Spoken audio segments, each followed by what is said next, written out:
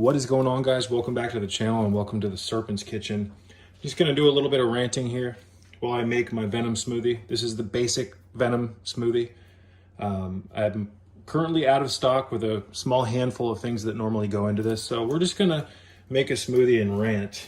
And I wanted to talk to you guys about raw eggs. These are not high quality raw eggs, unfortunately.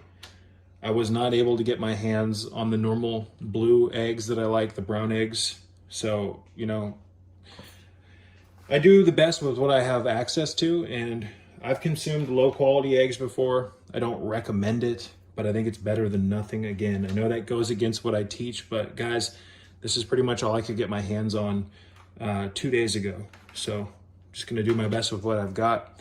I always suggest finding a local source where you can go get chicken eggs or duck eggs from a high quality source. And here in California right now, it's been really scarce. So I wanted to talk, and we'll talk as I break these eggs open for this smoothie. I'll put the link to the original recipe for this smoothie in the description box below. It's gonna be a shorter video, more to the point. We're gonna do a little bit of ranting, but you know, there was a period a while back where I temporarily stopped consuming raw eggs as an experiment. I've been consuming raw eggs constantly for over a year now. And in this period where I stopped consuming raw eggs, after about a week without them, I stopped thinking about it. Like, I had created a new dietary habit or pattern, and the only eggs at that point in time that I was consuming were cooked eggs, and it was rather infrequent. I wanted to take a break from them just to see how I felt without them. And after about 2 weeks without raw eggs, maybe 2.5 weeks, I found my mind was just all over the place. I wasn't feeling good. I mean, I felt fine, but nowhere near as good as I felt when I was consuming the raw eggs. And it took me a while to put the pieces together and realize that, okay, I think it might be from a lack of raw eggs. I kind of equated it to, okay, maybe I don't feel as on point as I normally do because my sleep isn't as good, because I have been staying up quite a bit lately to get work done and just study and whatnot. But, you know, eventually I went, wait a second, I'm not consuming raw eggs. Let's do an experiment. Let me put the raw eggs back into my system. How many eggs are in here? What is that, 5? That's 5, that's plenty. So I put the raw eggs back into my system, you guys, and about 20 minutes after drinking it, like, I felt like I did when I was consuming raw eggs, when I felt a lot better. So, you know, guys, there are certain things that our bodies really, really love. There are certain things that our bodies crave. Why isn't it's not letting me zoom out? And for me personally, after over a year and a half, give or take, of experimentation, consuming probably thousands of raw eggs, I'm here to tell you that this works remarkably well for me. It may not work for you. It might work for you. I'm not recommending that you do this. I'm, again, just telling you what works for me. And after looking into the research of Dr. Joel Wallach on eggs, after going down the rabbit hole of looking at the fat-soluble vitamin content in eggs and just a bunch of information, I do believe that raw eggs can be incredibly beneficial for the human body. Do I believe cooked eggs are good for you? Yes. Do I think they're as good for you? No, I don't. Even if they're soft-boiled. I think that to a large extent, the protein gets denatured when it's exposed to heat. So this is what I do. You know, I consume some raw meat, some raw grass-fed liver from time to time. I consume raw animal fat, you name it, raw internal organs. But the one animal food that I do eat the most of is just raw eggs. They're cheap. They taste good when they're blended. So again, this is probably the #1 staple in my life. Raw eggs and honey and rice. Some certain vegetables, this, that, and the other. Let me go grab my goat's milk. So not to be too repetitive, guys, but it was really interesting for me to finally put those raw eggs back into my system and to feel my brain just feel relaxed. Cholesterol, you guys, makes up a decent amount of your brain's composition. The cholesterol in eggs can be utilized by the brain very effectively.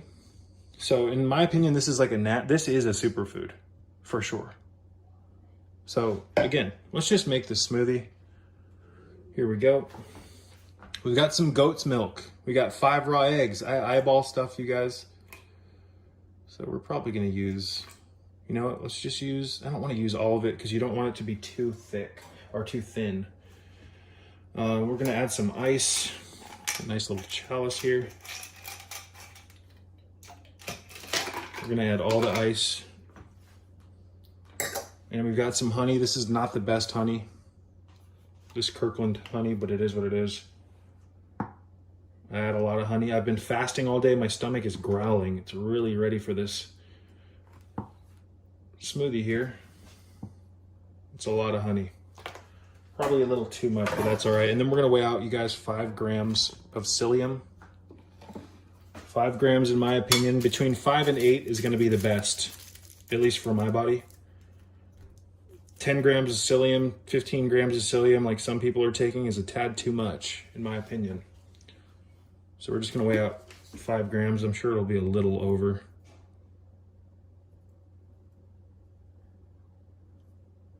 Oops. 5.2. We'll just leave it at that. So normally, you guys, I add some medicinal mushrooms, some cordyceps, some turkey tail, some reishi spore extract, some chaga. I'll add some algae in this from time to time and some other animal proteins, but we'll save that for a future video. This is a Ninja blender. Someone recently asked me if I like this thing or if it's still worth it in 2021. This is the best blender I've ever owned. If you want a cheap blender, you guys, you can get a $10 blender from Walmart, which works surprisingly well, but it doesn't work anywhere near as good as this. I'm pretty sure you can get these for pretty cheap nowadays. I got this a few years ago for a birthday present. And like in the original recipe video, I forgot to put in the honey last. The honey settles on the bottom. So again, this is gonna be loud. You can see the honey, how it gets stuck. Fair warning, turn off the volume now or mute it. I use the auto IQ option on this. It's got suction cups on the bottom, which don't seem to be working right now. What's the deal? As you can see, you guys, they got to be a little wet. There we go. That keeps it from coming off the table.